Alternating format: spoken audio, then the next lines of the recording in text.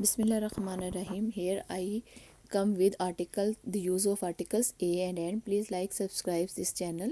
We use a before the words beginning with the consonants, and we use n before the words beginning with the vowel sound.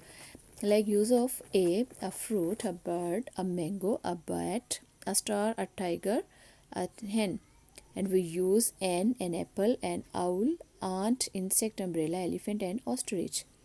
Articles a and n used with are three. T is a consonant words, and an apple. Apple a is a vowel words. A hen and an egg.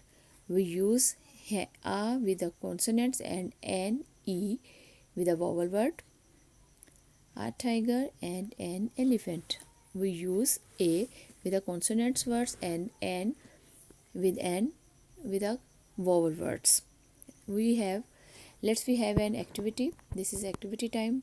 Please tell the articles which use or a or n in the comment section. Choose the correct words a or n, and a or an egg, a or an tree, a and mango, a and ostrich, a or an dog, a or an umbrella, a or an hat, a or an kite, a or an apple, a or an tiger, a or an elephant, a or an hen.